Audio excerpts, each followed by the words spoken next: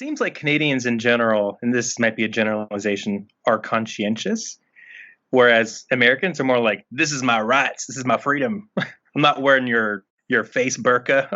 Yeah. That's like that's a positive way to put it. Maybe maybe we're not like confident enough sometimes. We're not very assertive. We're a little too polite. That's what people often say.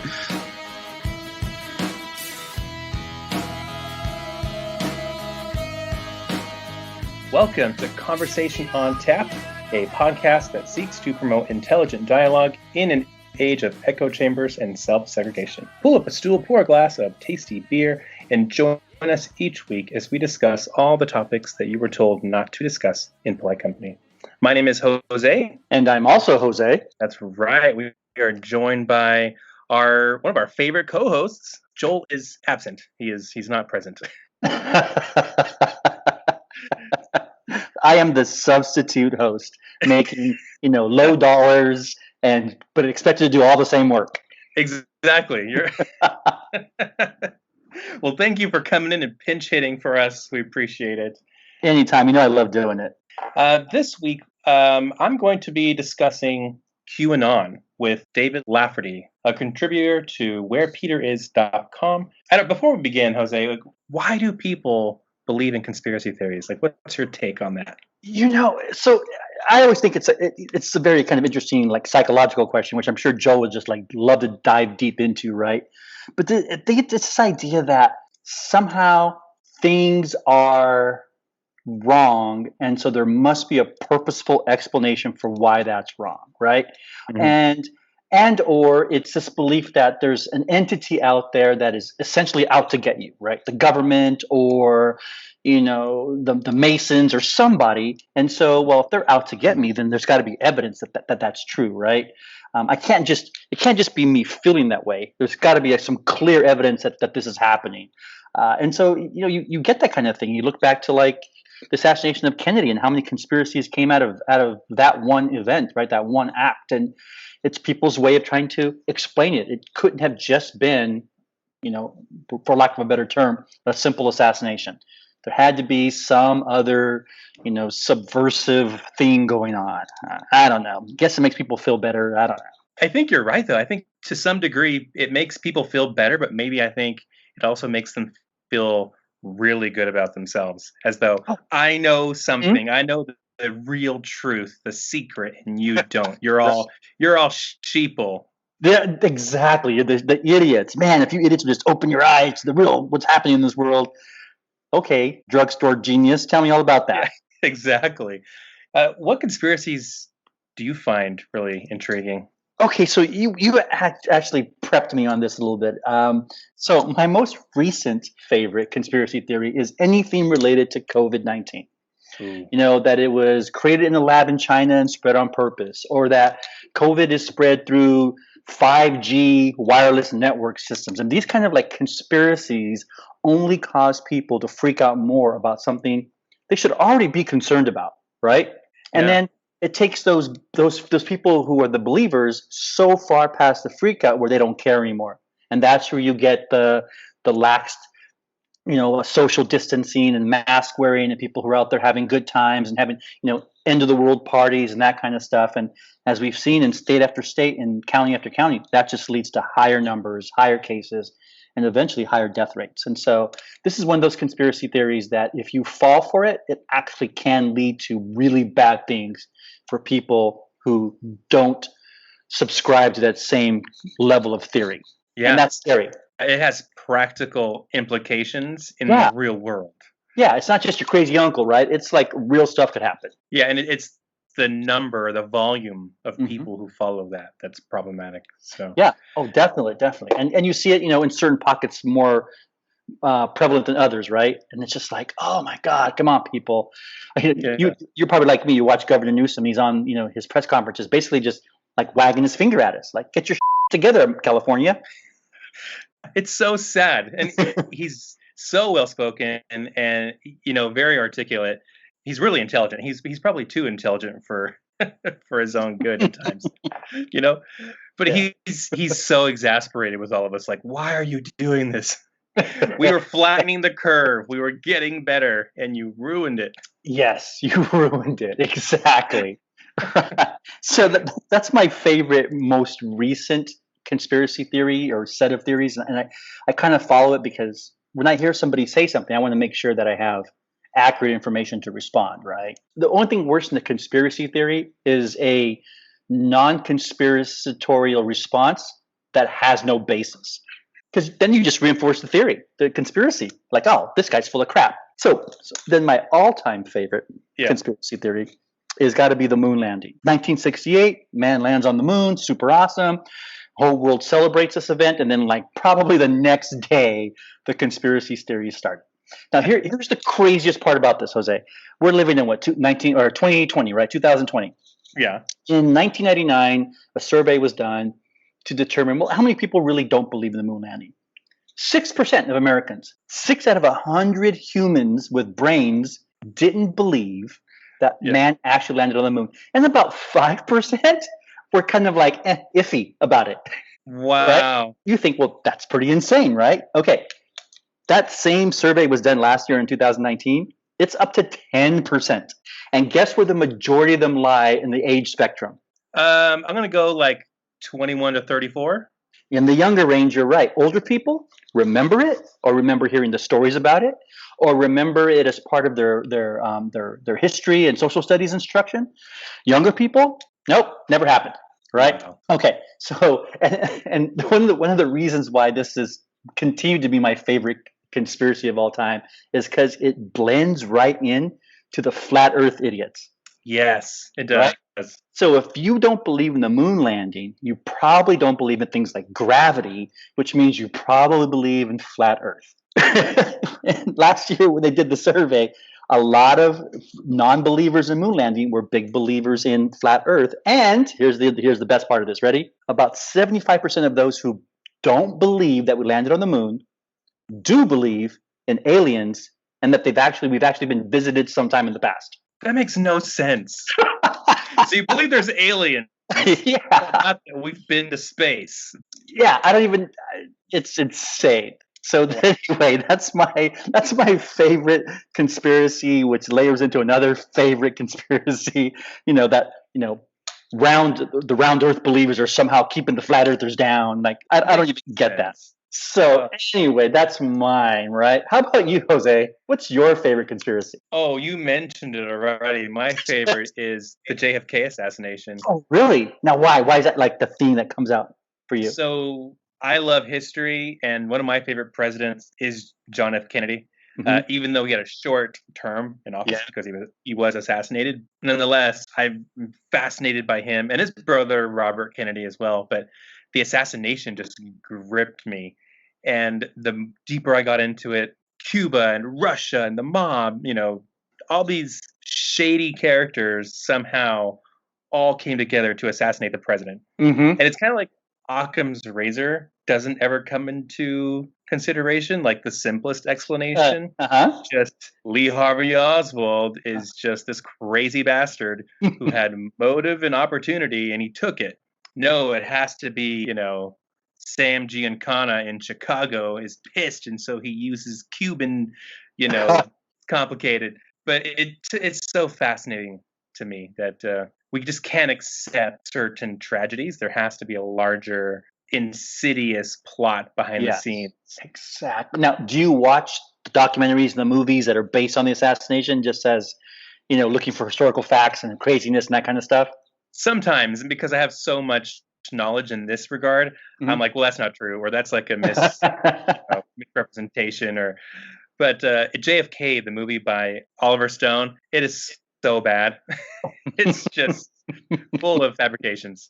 And they make this crazy guy down in New Orleans. They make him kind of like the hero, right? Played by Kevin Costner. Oh, yeah.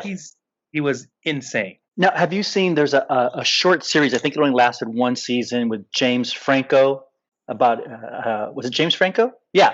He's a time traveler, and he goes back to it was 64, right? 63. So I think the show is actually called 63, and he time travels back to 1763 from modern time through a walk-in refrigerator in a roadside diner. Interesting. That's the time machine. I think I've heard of that. Was that by Stephen King? I think it is. Is it maybe? I think it is. And his whole thing, he realizes that he has to stop the assassination of Kennedy. And yeah, it's actually pretty cool. You got to watch it. I'll add it to my list. Yeah, add it to your list. I'll add it to my list of things to watch. All right, so that was kind of a bird walk. But before we move into our Fred talk, what are you drinking? So today's Friday when we're recording this, so it's Michelada Friday. So I had some 805s in the fridge, and I thought, I'm not going to drink those by themselves. And I happened to have, a really kind of a zesty Bloody Mary mix that I used to help me make my micheladas. I had a little more Worcestershire in there, some pink sea salt, and a little dash of this and that. And so I've had one or two of those today as my Friday afternoon delight. That sounds really good.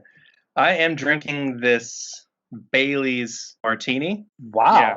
Oh, is your pinky up when you drink that? It's way up, yeah. It's Bailey's, creme de cacao, and vodka. If I was really fancy, I would garnish it with like chocolate shavings, but I don't have chocolate. Well, I love that you're actually using a Y-shaped martini glass. Thank you. That looks legit. It's really good too. So, cheers to that. Cheers.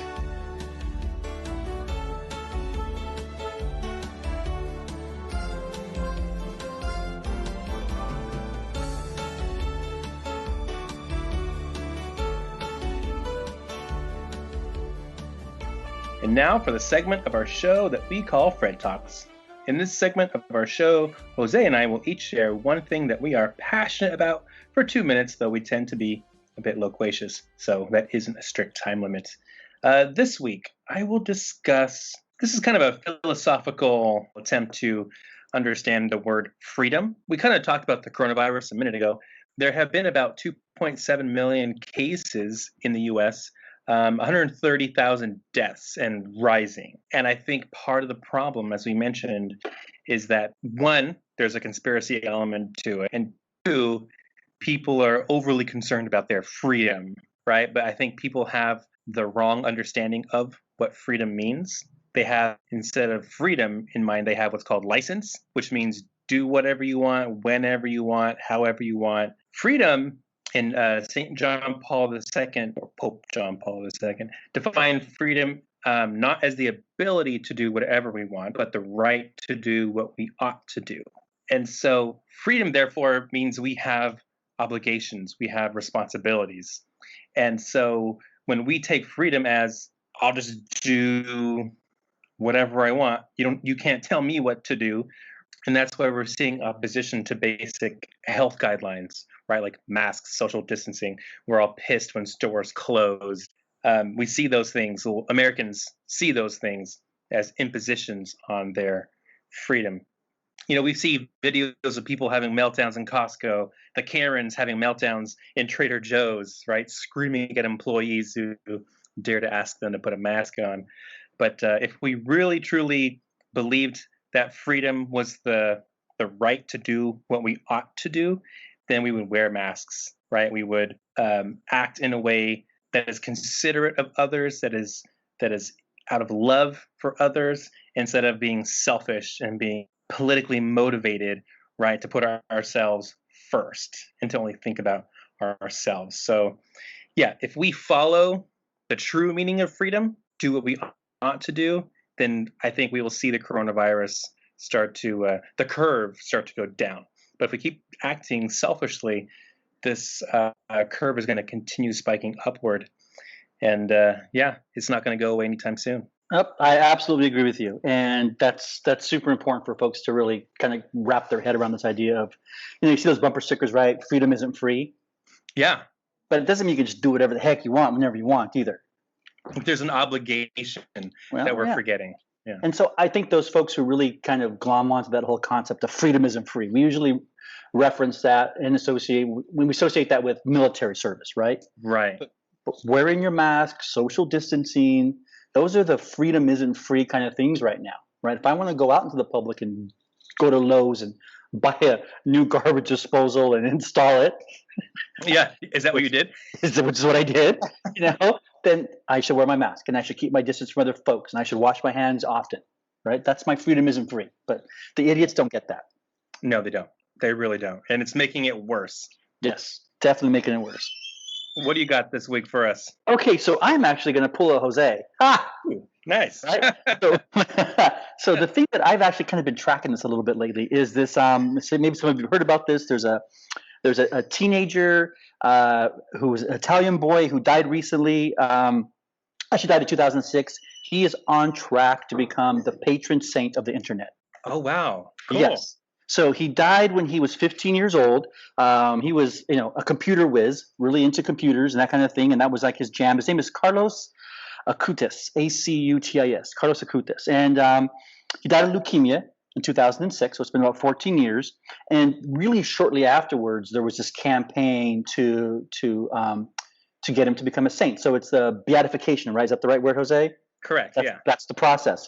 And so he already has, in order to complete the beatification process and move towards sainthood, you have to have 2 accredited miracles, right, under your belt. Mm-hmm. So he already has 1. His first miracle that he's credited with is healing a 6-year-old Brazilian boy who just inexplicably in 2013 recovered from a congenital deformation of his pancreas, right? So it was just assumed you have a deformed pancreas, kid. That's it for you. And all of a sudden now, after a visit after praying to Carlos and having visions of a visit from him, he was healed. Okay. Wow. So I don't know what the second one is, but that's actually, they're working on that right now. And so they really are expecting the second one to be, however they like verify it, right? So the second one is already in the pike. They're doing the paperwork on that. If they can if they can complete the verification process, the beatification process, then he is on track to be one of the few teen saints and will be the first saint of the internet. So when you are trying to connect your Wi-Fi or that USB cable just doesn't seem to fit, or when you swear that you've been on Zoom 95 times, the 96th time it's not going to work, then you can say a short little prayer to Saint Acutis, asking him to help you get your internet act together. That is amazing. So, like you could get like a St. Anthony medal or a St. Christopher medal. Maybe if St. Carlos actually makes it all the way through the process, then you can get like a St. Carlos thumb drive or a USB cable. Yeah, the medal of him would be like at his computer. Yeah. So why not, right? Patron saint of the internet. So I mean, I don't know. Usually the beatification process or the when they do the canonization, usually it's like a big whip. But in this era of COVID, maybe it'll just be a big Zoom. And we all just log on. That would be amazing. Thank you for sharing that. I had not heard of that. Oh, I knew something you didn't about religion. That's awesome. That's my right there. Boom. I'm done. Drop the mic. Yeah. Helicopters coming across the border. Puppet masters for the new world order. Be aware. There's always someone that's watching you. And still the government won't admit they face a whole moon landing. Thought control race, psychotronic scan. So in this segment of our show, we are joined by D.W. Lafferty, a contributor to wherepeteris.com, to discuss QAnon and its relationship to the Catholic Church vis-a-vis, I would say, the disgraced Archbishop Vigano. Thank you for joining us, Dave. No problem. I also want to thank Mike Lewis for letting us borrow you for this conversation. Hey, it's all good, but I promised Mike that I would plug where Peter is. So if you're interested in the latest news regarding Pope Francis, the Catholic Church, come to wherepeteris.com. That is wherepeteris.com, which you can find on Patreon. Gotta get that Patreon money. Oh yeah, subscribers get bonus content too. Nice. Someday we've got to do a Patreon. Before we dive in, Dave, maybe you could take a minute and just let our listeners know a little bit more about you. Sure. Well, I'm Canadian. I'm speaking to you from Ottawa. I've been interested in conspiracy theory a long time. That's something that we're talking about. So I guess I can talk about my history in relation to conspiracy theory. I completed a a PhD program in a program called Cultural Mediations in Ottawa at Carleton University. And it was essentially an English studies program or comparative literature style program. But I studied an author named Wyndham Lewis.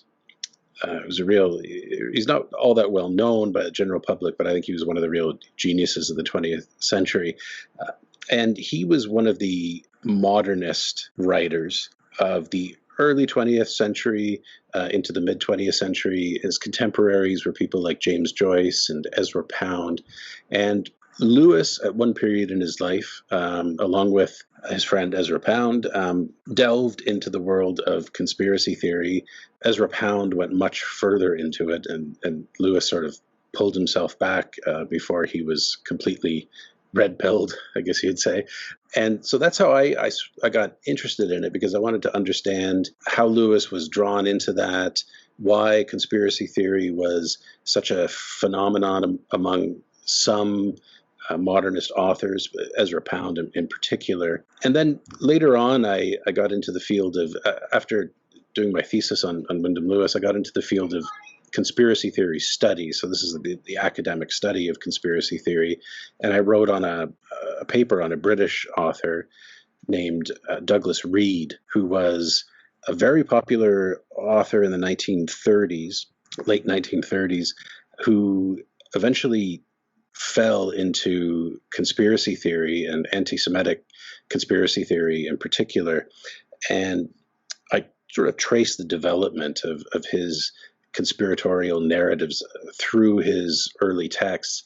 And that helped me to get a grasp, first of all, on the field of conspiracy theory studies, so to learn a bit about its history and some of the most productive ways of looking at it. And it also encouraged me to pay attention to what's going on now and try to see if there are conspiracy theories out there that are forming, as we speak. And there absolutely are. And I think we're actually probably in a bit of a golden age of conspiracy theory right now. And a lot of it is driven by social media. I mean, we can't overstate just how wonderful the internet has been for conspiracy theorists. They started off very quickly on the internet. In the early 90s, I remember when I first got on the internet, that was some of the stuff that I found right away. And they've made very good use of social media, and especially social media has become a real sort of breeding ground for conspiracy theory and the QAnon conspiracy theory in particular, which we'll look at today. So that's my basic background. I guess you could say I'm a bit of an academic. I'm no longer a sort of professional academic, but I still do it on the side. Wow, that's so fascinating. Transitioning into our main topic, I kind of want to start with this question. It sounds like you're the right person to ask. Mm-hmm. What is it about Americans that makes them so susceptible to conspiracy theories? Well, I don't know if I think people have been trying to pin that down for a long time, because it is obvious that I think Americans are susceptible to conspiracy theories. Although I should say, if you look in, say, 19th century Europe, you're going to see huge numbers of people engaged in conspiracy theory thinking, relating to Freemasonry and stuff like that. But it seemed to take a particular hold in the United States. There's an author named Richard Hofstadter who wrote in 1964, he wrote a classic essay on this topic. I forget what the title is exactly, but it's about the paranoid style in American politics. And he thought this was something that was, uniquely American and something that has come up again and again throughout history. And it's a sort of paranoid way of thinking, particularly on the far right. So it has a long history. There's the sort of anti-Illuminati thinking in the 19th century, and anti-Masonic thinking. There was an anti-Masonic party at one time in the United States. There's anti-Catholic conspiracy theory. And then you get into the 1950s, you get the Red Scare with Joseph McCarthy, and that which involved definitely a paranoid style of thinking, but also a lot of conspiracy theory. More recently, you have the moral panics of the 1980s. So, like the satanic panic, when everyone was worried that Satanists were out to get their children, that sort of thing. And it turned out that none of this actually was true. There were no reliable reports or evidence of real satanic cults operating in this way, but it gripped the United States for a good decade. And then you get the New World Order conspiracy theories in the 1990s, leading to the Oklahoma City bombing, right? And I don't know. It's hard to say what the source of it is. It may have something to do with the relative isolation of the United States compared to the rest of the world. I don't know. It's because I'm kind of looking at the United States from the outside. It's maybe harder for me to quite understand why this happens.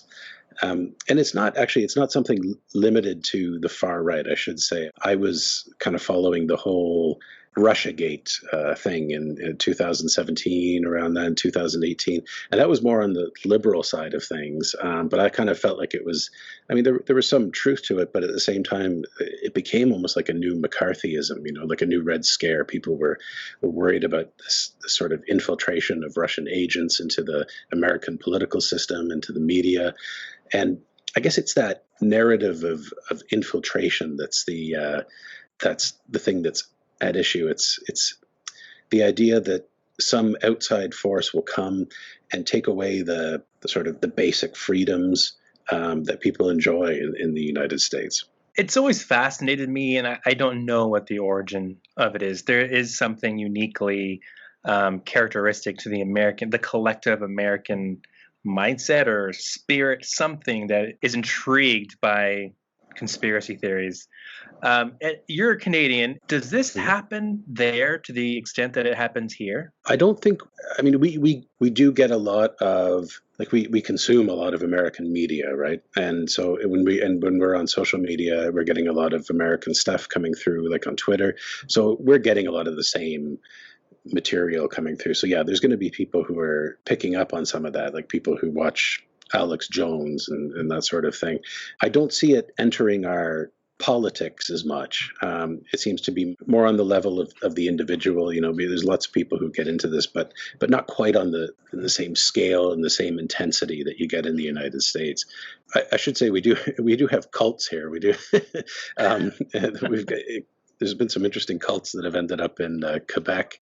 I don't know why, in particular Quebec, but the United States, it was built on this idea that you could sort of be free from the kind of the bonds of tradition and history, and you could start anew and create something new on a sort of blank slate sort of level, which can be really freeing, but at the same time, it can let the mind wander in some really strange ways. And within the history of the U.S., there's some examples of big religious awakenings that have happened, new religious movements popping up, cults, everything. So I think it's maybe because it's such a blank slate, unencumbered by maybe some of the more kind of traditional ways of thinking, that it allows for this kind of thing to flourish. Yeah, I think you're onto something there. Just this kind of anti-authority or distrust of authority that's just baked into the American cake, if you will. But one of the more recent conspiracy theories is this QAnon group. Maybe for the people who don't know who they are, maybe you could tell us a little bit about who Q is, what QAnon is. Yeah, so I've been following QAnon actually since it first appeared. Again, because I spend a lot of time on Twitter. I like to follow these strange things that are going on, and I like to follow a lot of people just to see what's going on out there. But yeah, I kind of clued into QAnon pretty early, and I've been watching it develop. So I can give you a little bit of a background of it. So before we get into like who Q is and that sort of thing, I'll kind of go back a little bit to where it came from. And again, I don't want to exaggerate the number of people who are QAnon followers. It's still like a relatively small number of people if you look at like the big picture of things, right? But there are now a significant number, and I mean, there's even some apparently who are running for office in the U.S.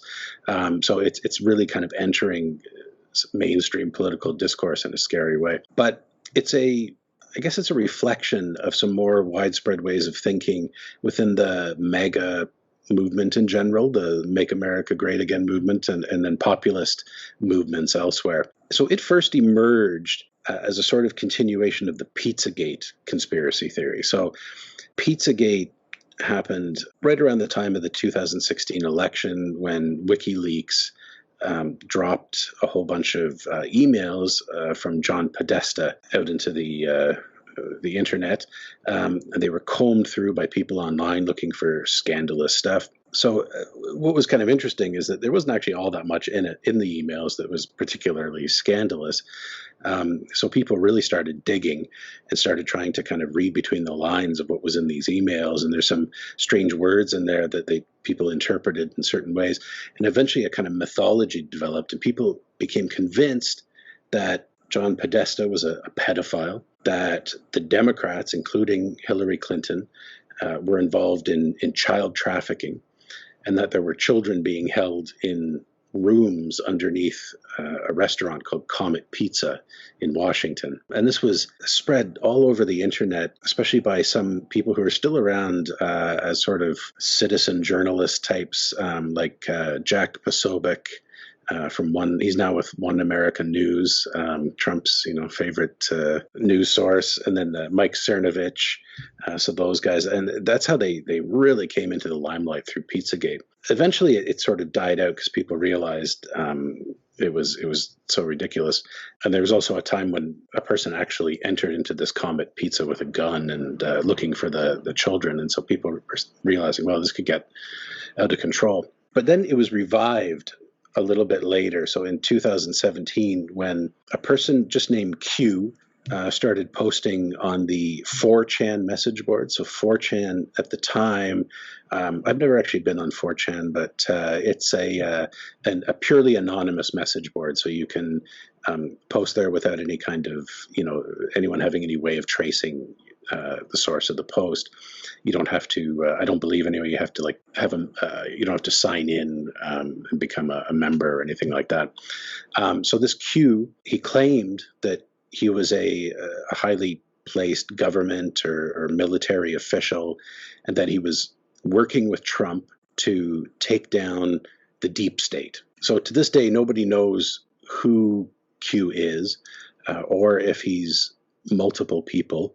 The posts are somehow, I don't know how this works exactly, but they are somehow authenticated. So people know that it is at least the same person posting most of the time anyway. We don't know. Q could be, the sort of Q title could have been passed around from person to person, but we haven't really, no one's ever really discovered any really solid clues as to who's behind it. So this Q kept posting at 4chan. His posts, which became known as Q drops, they're always very cryptic, and they're kind of words of encouragement to those who are fighting the deep state, who want to see the deep state go down. And he's got all these predictions about future events relating to Trump, and then little hints and codes and links to things on the internet. So people believe that he's working with Trump, and these kind of Q fanatics also believe that Trump is sending out coded messages about the Q operations in his tweets. If you're into QAnon, you're going to go back and forth between really carefully reading the Q drops and carefully reading Trump's tweets. So over time, Q and the people who read and interpret his posts and interpret Trump's posts, they built this sort of grand conspiracy narrative. And Q, he makes a lot of predictions that never come true, but he just keeps going and then adjusts the narrative, and he tells people he's always saying, trust the plan, because, even though it seems like this thing didn't come true, this operation against the deep state didn't happen, it's because we're actually going for a larger target now, so there's always some kind of excuse for why things aren't happening. And Q also started bringing in these sort of Christian motifs, so kind of reflecting a bit of like an apocalyptic sort of Christian attitude. So it's this kind of, maybe I guess, evangelical style Christian apocalypticism mixed with a sort of Tom Clancy kind of spy narrative. For certain people, that's just like like crack. And it tends to be mainly among, it seems to me there's a lot of baby boomers who are into this, and MAGA folks, very big among Trump followers. So over time, a basic narrative developed, and I guess you'd call this the kind of standard sort of Q narrative. And the basic idea behind it, and again, it's a bit of an extension of Pizzagate, is the idea that many of the world's elites, especially the Democratic Party, are involved in child trafficking on a massive scale. And they are protected by the deep state. These people are basically sort of Luciferian in nature, like they're just satanic. What they use these children for is they harvest a chemical called adrenochrome from the children that they kill. They murder these children, and they extract this chemical from them. And then they ingest the chemical somehow. It keeps them young. It gives them sort of unspecified powers. And the idea is that Trump, he's known about this for a long time because he's known a lot of people who are sort of behind the scenes in the entertainment world and in politics, and he's been working to bring them down. And becoming president was just all part of this big plan. So he's working along with Q and other people to eventually unleash what he calls, or what Q calls, the storm. So this idea of the storm, it comes from a statement that Trump made about it was when he was talking with some military leaders. I think it was a couple of years ago, and he said he made a remark that this was the calm before the storm. I think someone mentioned they all looked very calm, and he said it's the calm before the storm.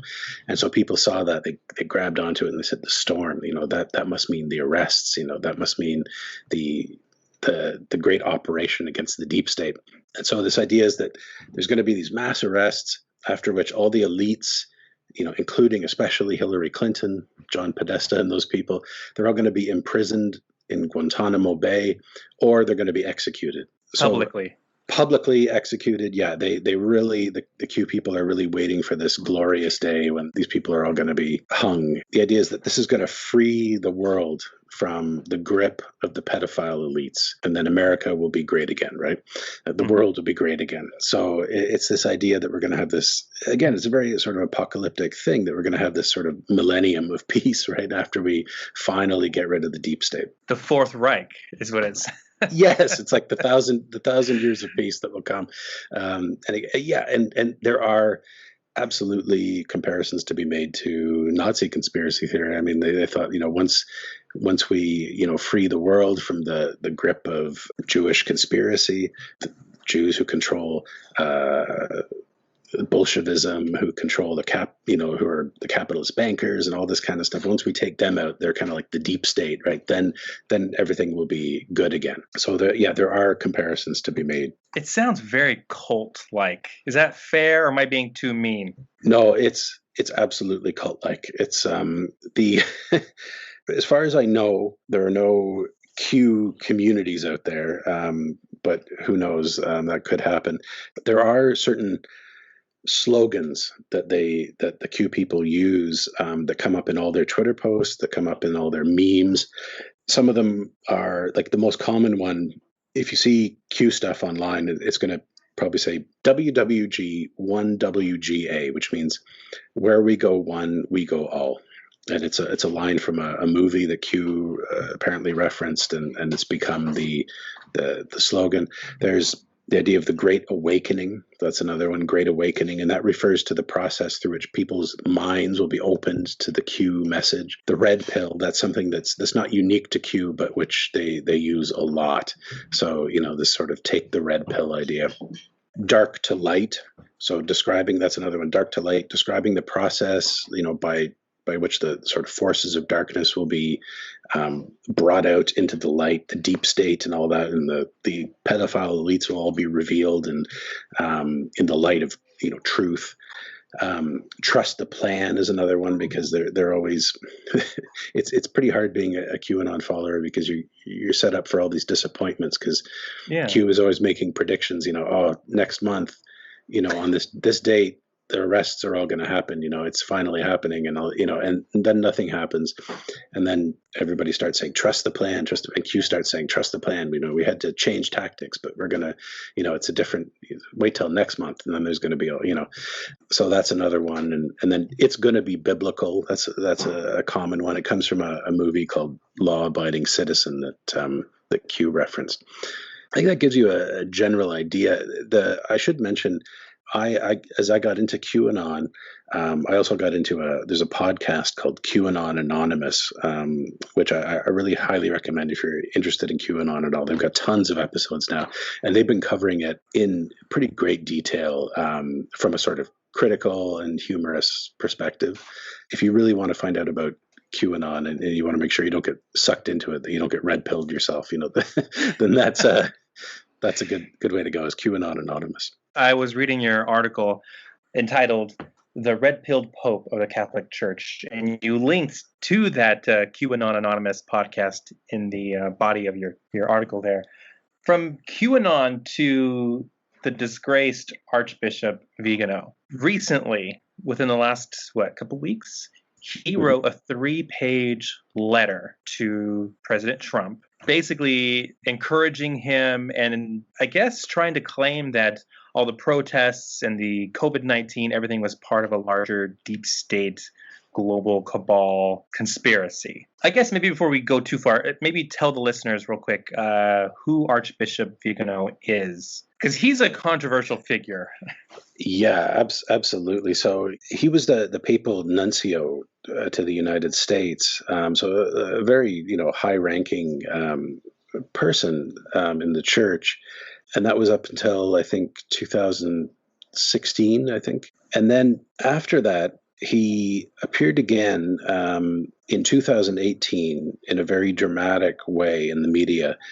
He wrote, I think it was August 2018, he wrote a letter of accusation against the Pope and against others in the church, alleging a vast cover-up regarding the person who was then Cardinal Theodore McCarrick, who we know now and who had been in the news because some cases of abuse in his past, sexual abuse of seminarians and in some cases boys. This came to light. This was a huge scandal. Vigano wrote this letter saying that the Pope and others within the church had essentially, that they knew about this and that they covered it up. And he called for the Pope to resign, which is really kind of an unprecedented thing in the Catholic Church, this kind of open call for the Pope to resign. He became a sort of hero of the Catholic right, I guess you could say, in part too because Vigano alleged that there was a sort of homosexual network within the church that had allowed McCarrick to rise and that was covering up his crimes and that was covering up other cases of abuse within the church. So people who didn't like Pope Francis, they thought this is a good way to sort of, attack Pope Francis. Vigano is our guy, and we can take down all these sort of liberal or liberal-leaning bishops that Vigano had identified. Now, a lot of the claims that Vigano made either fell apart or in the end were largely sort of unfalsifiable. It all had a very paranoid ring to it. Vigano himself went into hiding because I guess he believed that his life may be in danger. And he's stayed in hiding ever since then. But he's continued to release statements and interviews and letters to Catholic media, and especially to sort of ultra-conservative or traditionalist Catholic media. So sites like LifeSite News is one that he's used before. And over time, his statements have become more and more paranoid and conspiratorial in tone. And he now basically believes that the church since the 1960s, or as it's been since the 1960s, is essentially a false church and that's been infiltrated by Masonic ideas. I think that, he doesn't even really believe that Pope Francis is the real Pope, and he's essentially in some kind of state of schism. But so far, Pope Francis hasn't directly disciplined him or anything, and has not actually directly responded to the things that Vigano has said. In the end, I think that's been very wise, though, because most of the things that Vigano has claimed have kind of fallen apart under further investigation. All of this has only served to show how incredibly paranoid Vigano has become and how detached from the mainstream of Catholic thinking. Yeah, I want to also say to that effect as well that at the time when the Vigano letter dropped, Pope Francis, I believe, was in the middle of a trip or winding down a trip to Ireland.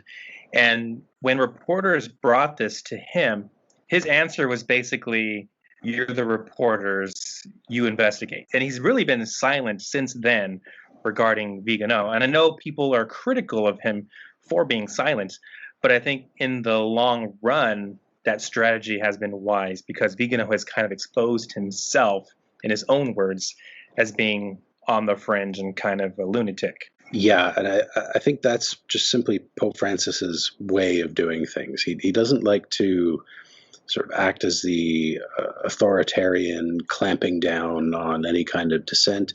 I think he likes to let people speak their minds, and if people are going to be really far out there, like Vigano, he'll let them show themselves. He'll let them kind of come out into the light so that people can see just how strange and paranoid they actually are. And it's worked very well, actually.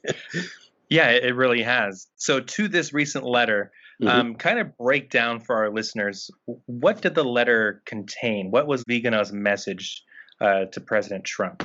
Yeah, so his message, and this was addressed directly to President Trump, he essentially compared himself to Trump, but also showed how he's interpreting Trump's mission as a politician.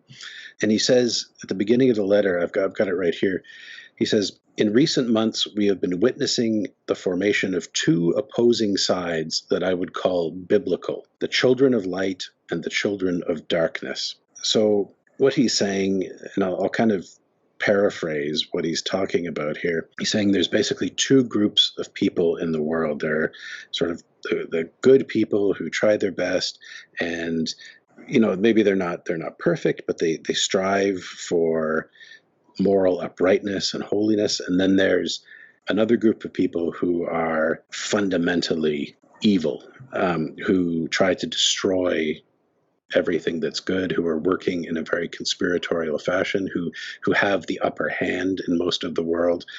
He says in another paragraph, he says, "These two sides, which have a biblical nature, follow the clear separation between the offspring of the woman and the offspring of the serpent." So he's talking about the children of Eve or Mary on the one hand, and then the children of Satan on the other hand. That's the basic message. A little further down, he says, "It appears that the children of darkness, who we may easily identify with the deep state, which you wisely oppose and which is fiercely waging war against you in these days, have decided to show their cards, so to speak, by now revealing their plans." And he brings in the coronavirus stuff. He had written a letter or a statement a little earlier, basically criticizing the whole response to the coronavirus and adopting a very conspiratorial attitude towards it, that this was some, kind of false idea that was being foisted upon humanity as part of an effort to create a one world government. So he's kind of got this new world order conspiratorial thinking. This kind of thinking, first of all, it's very Manichaean. It enters into a sort of dualism, I think, that's actually very strange for Orthodox Catholicism. This idea of dividing the world into two opposing forces, the forces of God and the forces of Satan. There's some biblical basis for that, but generally we don't think of good and evil that way, as being in this kind of locked in, I think at one point he calls it in an eternal battle. It's like Star Wars, where you have the light versus the darkness, and they're kind of locked co-equally in battle. Absolutely, yeah. There's none of the the complexity, moral complexity of understanding that you get in regular Catholicism, or mainstream Catholicism. It's everything's all good or all bad, and it's just this great battle, an apocalyptic battle between the two. And this is actually it's pretty common in sort of traditionalist thinking within the church, that you get this sort of Manichaean attitude showing up, but it's really, really emphasized here. And it's unprecedented how he's injecting this idea into American politics in such a public way, and then associating himself with this. He says that just like Donald Trump is fighting the deep state, Vigano says that he's fighting the deep church. So just as there are infiltrators and conspirators who are working to, enslave humanity in the world at large, there are also infiltrators and conspirators within the church, seeking to turn it into some kind of Masonic parody of what Catholicism is supposed to be. This children of light, children of darkness language, that's the part that really stood out to me at the very beginning, in part because I will admit there are some racial undertones there when we're talking about, because he also references the riots that have been going on in the States. So he wrote this and sent this right at the peak of that tension. So when you start portraying Trump as this, the leader of the children of light against the children of darkness in the midst of that, what was going on, it takes on some serious, racial connotations there that are very disturbing. It could also be a reference to, I've looked into this a little bit, one of the Dead Sea Scrolls. There's an apocalyptic text, and again, this is not an orthodox text. It's a sort of off in a sect of Judaism, and this text is called the War of the Sons of Light against the Sons of Darkness, and it describes this sort of apocalyptic battle in very Manichaean terms. Another thing that stood out to me with this letter was, because I've been sort of following what's going on in QAnon, and then following what's been going on in the sort of MAGA movement at large, I noticed some keywords that stood out. I mean, first of all, the idea of the children of light and the children of darkness, this light versus dark thing, it's very big in QAnon. One of their slogans is this dark to light, but QAnon is extremely Manichaean. It's the idea that, there are the good people in the world, and then there are people who are just utterly depraved, satanic. They have to be completely destroyed.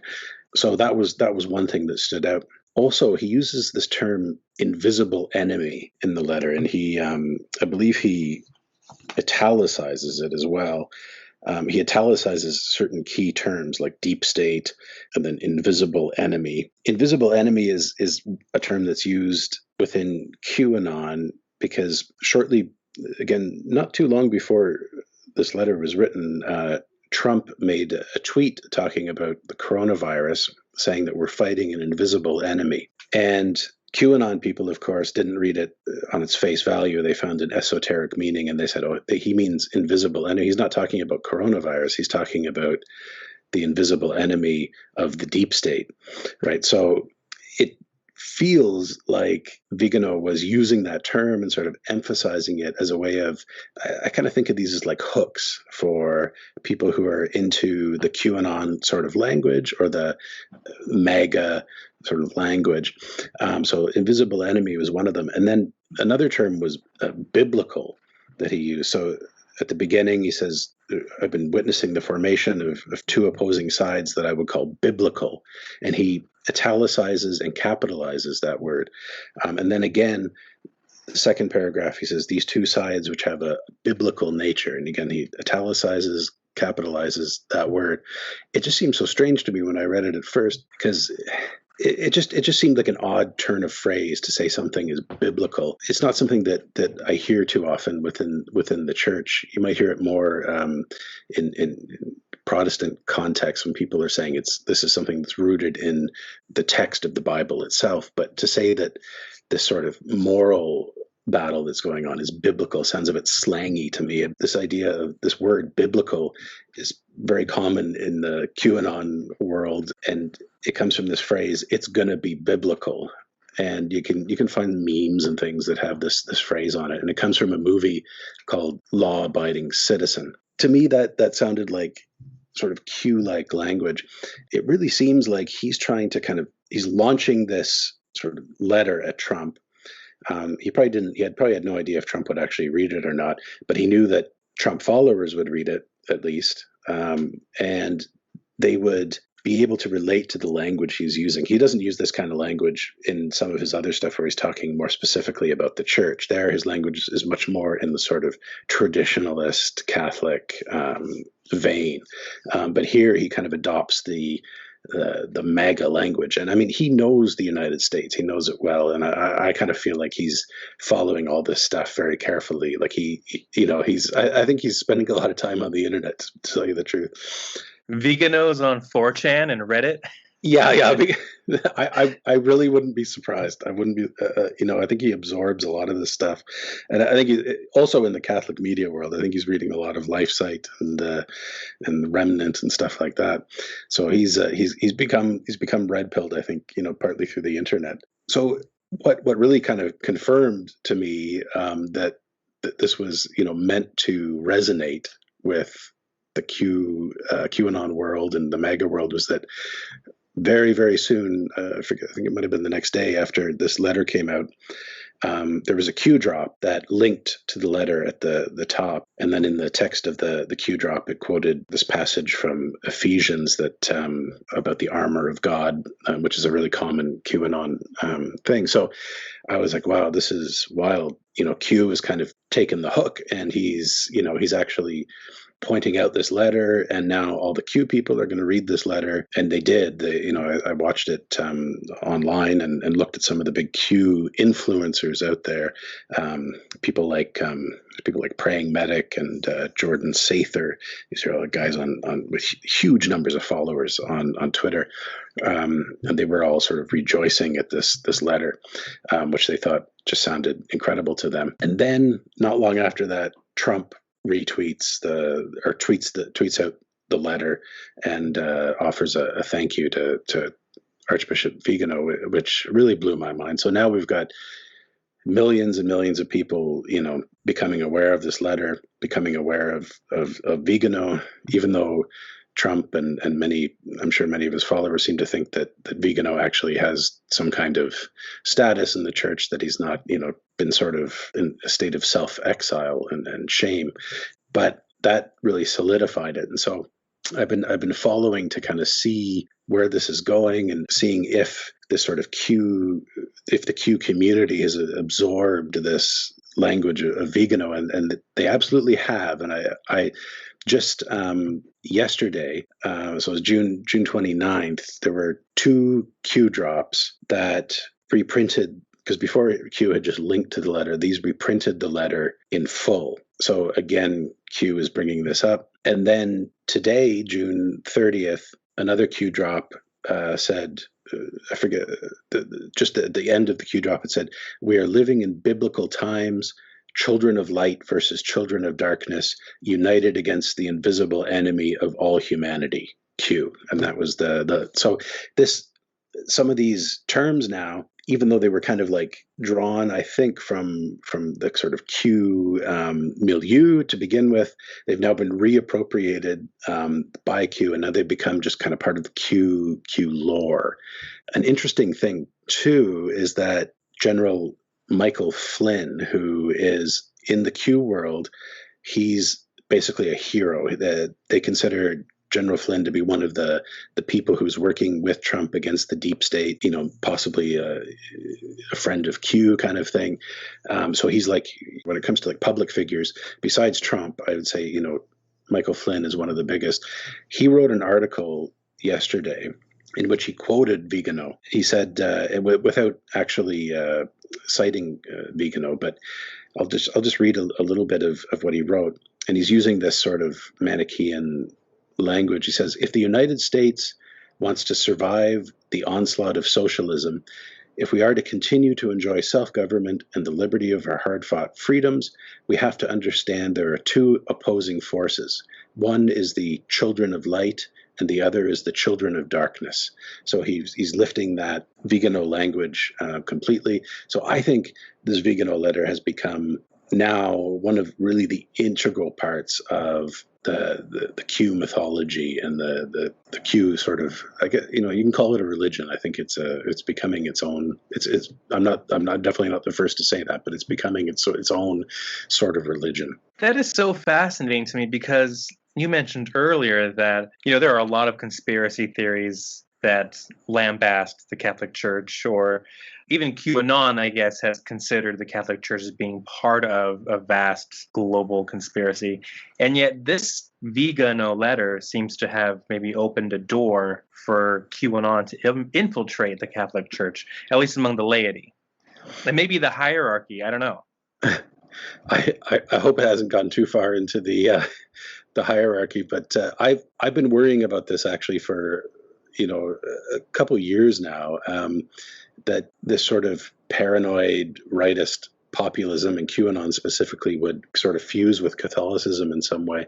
And it seems unlikely, because there is actually an anti-Catholic strain to a lot of it. So like within typical QAnon language, the church is actually often positioned on the side of the deep state, right? And on the side of the sort of pedophile elites.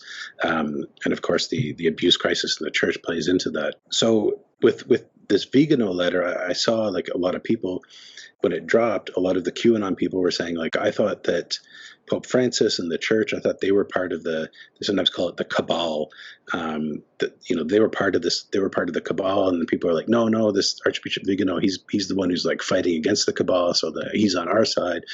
So now that sort of traditionalist, populist wing of the church, that where Vigano is kind of held up as a bit of a hero, there is a real threat that could fuse with the MAGA movement in a serious way, even more than it has already. I should say that there is some precedent for this kind of thing within the church, and it's something that I think the church has often been fighting against. But in the 19th century, among Catholics, conspiracy theories flourished.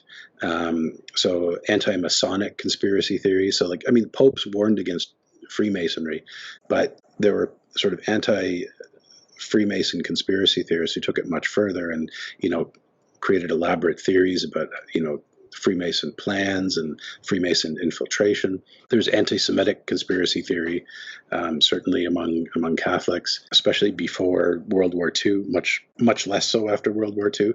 But and again, I'm not the first to notice this, but QAnon is in some ways very much a revival of one of the real archetypal conspiracy theories of all time, which is the conspiracy theory of the blood libel. I'm not sure if you're familiar with that, but it goes back to 1173 in England. And the blood libel is this idea that Jewish people or the Jewish community are kidnapping children and either crucifying them or using their blood to make matzah balls and things like that. So and it's usually around Easter that this happens. And it's been a plague within the Catholic Church, this idea of the blood libel. It first started in England, where there was a boy who was found murdered in a town called Norwich. And eventually this monk, many years later, decades later, tried to turn him into a saint by claiming that he'd been, kidnapped and crucified and killed by the local Jews as part of this ritual taking place around Easter. And historical research has shown there's absolutely no basis for that accusation, but these ritual murder accusations have come up again and again in European history, and you get these outbreaks of sort of mass hysteria that lead to pogroms in many cases. So it's this idea that there's a sort of enemy in our midst who wants to destroy everything we consider, precious and holy. They want to go after our children. They kill children, they eat children. It's that sort of idea, and it's the very same thing that you see in QAnon. So I get worried that there's this strain of Catholicism that could come out again. and especially with the pro-life movement within the church. I mean, I'm pro-life. I support the pro-life movement, but there are some in the pro-life movement who think this way about people who are pro-choice, that they're, pure evil, that they just want to kill children, that that they're sort of demonic, that they treat abortion like a sacrament and that sort of thing. So it's not that much of a leap from saying, Democrats want to kill unborn children to saying Democrats want to kill children that have already been born, maybe even your children, sort of thing. So again, you can move from sort of very legitimate things like the pro-life movement to, if it takes on that what Hofstadter called the paranoid style, it can suddenly turn very ugly and become very removed from reality. So that's what I worry about. You mentioned in your article that there's already been kind of this flirtatious relationship, if you will, between QAnon and the Catholic pro-life movement. I think you mentioned that someone who manages the Unplanned movie Twitter handle posted some QAnon nonsense. Yes, that happened. I think it was 2019. That was when Unplanned came out, and it was right in the midst of, there was this whole thing about the Unplanned account was allegedly suspended or something from Twitter, even though I don't think that was true. But right when that happened, all of a sudden the Unplanned account dropped a tweet that contained the "Where we go one, we go all" hashtag. And for me, it was like, oh, the alarm bells just went off. It's like, okay, this idea is starting to work its way into the pro-life movement. And thankfully, I haven't seen it become much more widespread. Although this idea of the deep state and the deep church, right after Vigano wrote his letter to Trump, I saw Father Frank Pavone did a show talking about the deep state, deep church, and he's the sort of, I wouldn't really call him a pro-life leader because he's sort of on the fringes in some ways because he's so incredibly pro-Trump. But he talked about Vigano's message and said that he uses the same sort of Manichaean language. He's saying there's some in the church who are against me because of my pro-life activism, and he called them lying, wicked, crooked people. He says they're connected to the deep state, if not person to person, then in their very kind of, he said, left-wing radical philosophy and their, that sort of thing.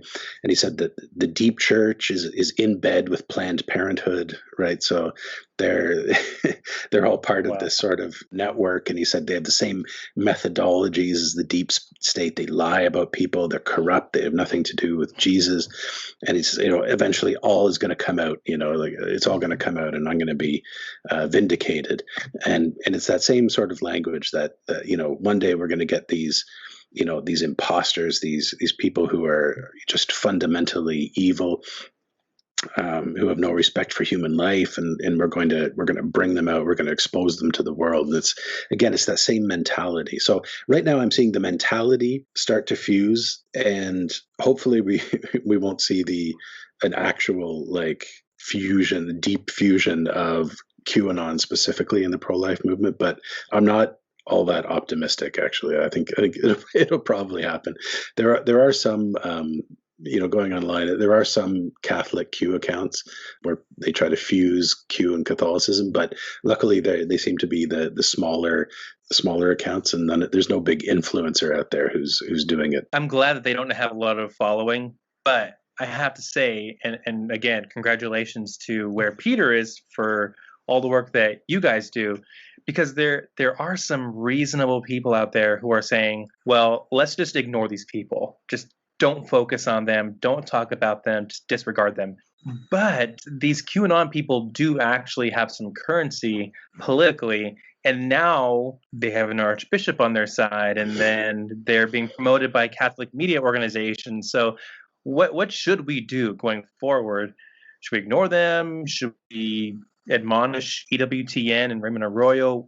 What do we do? Well, I guess the philosophy behind where Peter is that you can't ignore this stuff for too long. And I totally understand the criticism that, if you pay attention to these people, you give them publicity, and you're actually kind of furthering their cause. It's better to just ignore them. And I do understand that, but I started following the populist movement as it grew on Twitter. Like back in 2015 or so, we started seeing the rise of like the alt-right. That was a big thing. And they started to become very popular online. A lot of people started getting into this alt-right thinking, sort of new racialist, sort of, Nazi-ish kind of thinking. And I wondered if it was going to become, I thought like, this stuff is just kind of, it's just online. It's just a kind of, off in this fantasy world. But then I saw how this stuff actually had an impact on the 2016 election and the stuff that followed, Charlottesville, all of that stuff. Luckily the alt-right kind of disintegrated a little bit after Charlottesville, after it did manifest itself in real life and people saw how ugly and violent and awful it was. So I think there's a real danger in ignoring this stuff. And I think you actually have to bring it out, and you have to look at it and just provide a voice of sanity. One of the biggest problems that social media poses is that people get caught up in their own bubbles where they're only receiving information from certain sources. And again, that's something that was a huge problem around 2016, but it's still going on. And sometimes you have to take these ideas out of these little bubbles where people are just kind of eating them up, and bring them out, investigate them, try to take a reasonable approach to them.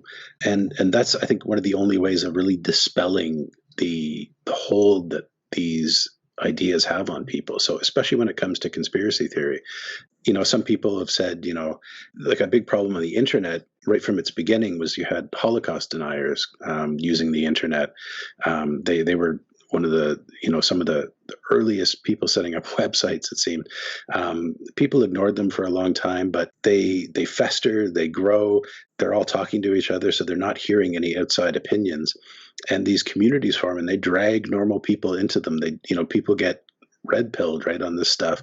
And the only cure for getting so like deeply red pilled by this kind of conspiratorial thinking is to shift into a different context. So start exploring ideas outside your bubble. And I think that's what, I can't speak for Mike Lewis and the other guys where Peter is, but for me, one of the reasons that I've brought out a lot of traditionalist conspiracy theory onto where Peter is and talked about it and analyzed it, tried to look at it in a sort of, level-headed way, is that this provides a sort of broader perspective, as opposed to the kind of hothouse environment you get where you're only reading stuff from LifeSite News, you're only reading stuff from the Remnant, 1 Peter 5, and those kind of sites. It just kind of brings it out into the open, and I hope anyway, and it seems to have had an effect on some people. We do get emails from people saying, I was really kind of sucked into this world of conspiratorial thinking, and now I'm kind of coming to my senses. So that's very satisfying. As we wrap up, what is QAnon's future? It's hard to say. The people who run the QAnon Anonymous podcast have been following a number of people who are running for office within the U.S. who are open QAnon followers. So that's disturbing. I'm hoping that, I guess what I'm seeing when it comes to not just QAnon, but the sort of larger mega discourse, the more extreme elements of it, is that they're retreating a little bit. I don't know if you've heard about this Parlay app, the new app that all of the sort of big Trump supporters are going to, and some Catholic sort of right-wing Catholic people are moving on to, because they say it's a more of a free speech zone. They're moving away from Twitter. You get a lot of because there's been a bit of a clampdown on this kind of on some of the more extreme language. What I think we may be seeing is a sort of siloing off of this stuff. I mean, on the Parlay app, you can you can see there's just huge amounts of QAnon material. So it seems to be like a real breeding ground for that stuff. I think that might actually help to bring it to an end in some ways, because, you know, when these people are just kind of shut off in a sort of separate environment, like, you know, and with the Parlay app, you can't search it online. You can't, you have to be on the app to actually see this stuff.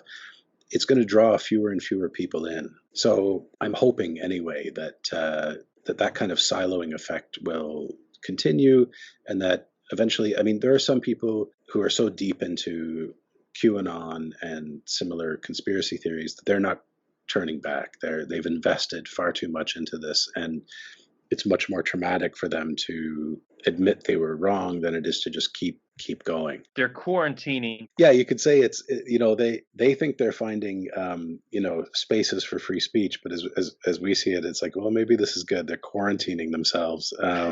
So there's, because I mean, this kind of stuff really is like a virus. It does spread very easily, and I got to say, it's not just stupid people who buy into it. It's any kind of conspiracy theory. I mean, the people I was talking about at the beginning, you know, people like Ezra Pound. I mean, this guy was a genius. He was, you know, like an incredible mind.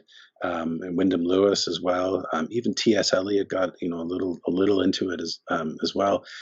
They got sucked into this kind of thinking, and if they can get sucked into it, anyone can. And it seems absurd when you think about it, that, you know, reasonable people would believe this sort of thing, but it happens. It absolutely happens. I mean, I'm seeing a little bit of a retreat, it seems, among, you know, with Trump himself, you know, of his kind of retreating into sort of Twitter tantrums and things like that, and it does feel like it's losing a bit of its effectiveness, you know. So yeah, we'll see what happens. He might, these things can erupt and spread very quickly, but they can disappear just as quickly. So we'll pray that people come to their senses, and that no, I mean, the worst part about it is that, you know, there's good people, you know, who get sucked into this, and it leads them, you know, especially if they're people in the church, it can lead them very far away from the church. It can lead them into Vigano territory, and that's just absolutely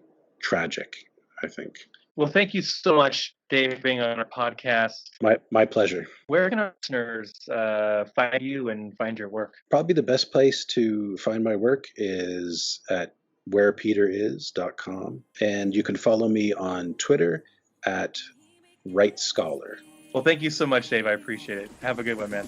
All right. You too.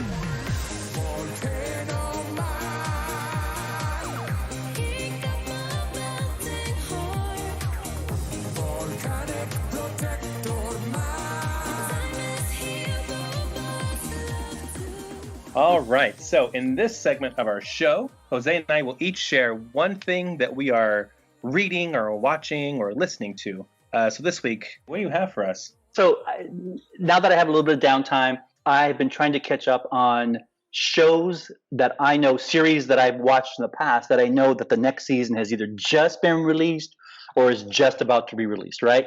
And so I'm kind of going back and rewatching the last couple of episodes to make sure that I remember what it was like, or shows that I've always wanted to watch and I know the next season's coming out, so I'm like binging those bad boys, right? Okay. Yeah. So one show that I actually watched a while ago, and the next season's coming out here pretty soon, is a show called The Expanse. And I think I might have talked about it before on here. The Expanse was originally a sci-fi network show. It takes place in the future. Majority of the show takes place in space. It's essentially a point in time in our history where we've colonized Mars, but Mars is still basically a big dead rock that we're trying to terraform. Then we have our folks on Earth, and then there's this group of folks called the Belters, and they live in this space in between, and they're essentially the blue-collar workforce of both entities, right? And it's a really, really well-written show. A lot of world building, which to me is great. Like, I really want to know where these people come from, what their backstory is. The first season, first couple episodes are a little bit slower, but you realize right away that nobody's really safe on this show, so don't get too attached to any one character. But then when you do, you follow their arc, and it's very impressive. It's a very diverse cast, which I like too, right? So space is is a diverse place, and in the future. And so you get not just diversity amongst ethnicities, but also in gender. And so I like that. I like seeing lots of different types of people on shows, right? And so far, the first, I think, 3 or 4 seasons have been great. So what happened was it was on Sci-Fi Channel. It got canceled. Oh. And then there was this big campaign by the hardcore fans. I mean, they did things like banners behind airplanes and that kind of stuff, and sending letters to other companies asking them to pick it up. So Netflix eventually picked it up and started going with the series, which is great. And they really kicked up the production value once it went to a streaming service, right? A little more money per episode, that kind of thing. So it's just visually, it's great. It's everything that Star Wars wishes it was. Oh, what's the burn? Because it's great, well-defined characters and really great world building and very few random peripheral characters. Like everybody has a place, and their place comes into full view as you move through the seasons. And then as some characters we lose, other characters that seem like they were just the sidekick or the secondary kind of become primary characters, which I like, right? And for a reason, not just for the sake of filling spots. So that's The Expanse. If you want something cool to watch The Expanse. And that's on Netflix? The Expanse is on Amazon Prime, not Netflix. So do not go to Netflix and look for it. You will not find it there. And that is not a conspiracy theory. Yeah. That's like, a fact right there. That's a fact right there. The other thing that I went back and watched the last episode of was a show called Hannah. And Hannah is on Amazon, and it's based off of a movie of the same name. Hannah was a movie that was out several years ago. It started Liam Neeson was one of the main characters, about this genetically modified young girl from birth who kind of becomes this super agent, and she's out searching for her biological family and the people who made her. It kind of sounds like Jason Bourne, but it's not, because Jason Bourne is just kind of confused and angry all the time. This girl actually has a purpose. And, she's a young kid. So they essentially took the entire premise of the movie and turned it into a series. Fleshed the characters out some more, gave us some more backstory, gave us a little more in-depth of the world that they'll live in. Season 2 was just released. So today I was actually watching the first couple of episodes of Season 2, and they haven't disappointed yet. A lot of great action, a lot of great acting, and a really great storyline. So that's Hannah, and it is on Netflix. I'll have to check that out. I think you've told me about this show before. Like, she's a badass kid.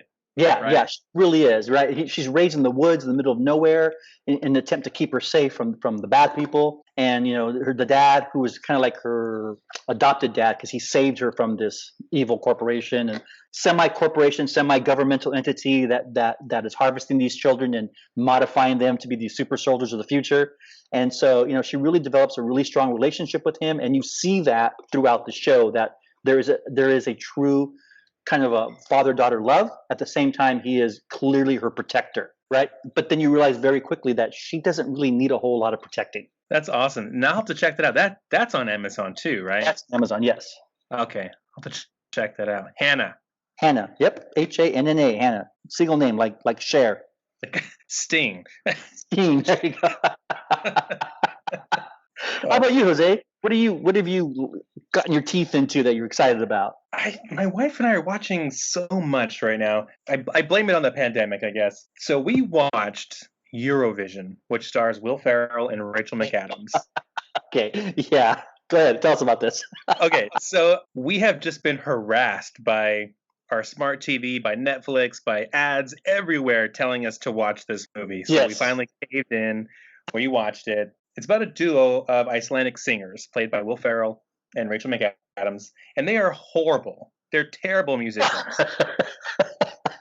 They're just painfully bad. And so they have dreams of going to the Eurovision competition. So they go to Iceland's preliminary competition, and through a really explosive, unfortunate event, they end up winning, and they move on to the Eurovision competition. Yeah, shenanigans ensue. Now, is Eurovision, that's a real thing, right? That's a real thing. Okay, so yeah, tell us a little bit about, what is Eurovision? It's basically like Europe's American Idol. Mm-hmm. I don't know, maybe it's like Europe Idol, I don't know. But it's a competition to see which country's musical superstars is that year's winner, basically. So it's a big deal. It's a legit big deal, which doesn't really need to be parodied because it itself is kind of a huge joke. It's really bad. By American music industry standards, it's really bad. So it was kind of like just ripe, I guess, for being parodied. It's funny. The movie's pretty funny. It has its moments. It's kind of hokey. If you liked Blades of Glory, you'll like this movie, I think. Okay. It's not Anchorman funny, but it's, it's funny. But the music is really good, actually. Obviously, Will Ferrell, he does his own singing. Will Ferrell has the voice of an angel. Oh, that's awesome. But Rachel McAdams, she sings pretty well, but they actually ended up mixing her voice with an Icelandic singer named Molly Sandin. So they took both their voices for the songs and blended them into one voice. I don't know how they did it. Why? Rachel McAdams could sing, but she couldn't hit some notes. She couldn't sing as well. Okay. Oh, But okay. they took this other gal's lyrics and in the studio somehow magically blended them so that she could hit those notes. They doctored her voice up so that she would sound even better, and they just let Will Ferrell sing normal. Totally yes. Okay. It's hilarious. You know what? I'm going to watch it now. Because she has a beautiful voice. And, Will Ferrell, he sings like Will Ferrell. So, that alone, the music is legit. More cowbell. More cowbell, yes. I love that. Oh, there's your dog. But yeah, I recommend go watch Eurovision. It's on Netflix. Check it out. It's worth the time. It is. So I'm going to put it on my queue. on your queue, your QAnon. Yep. No.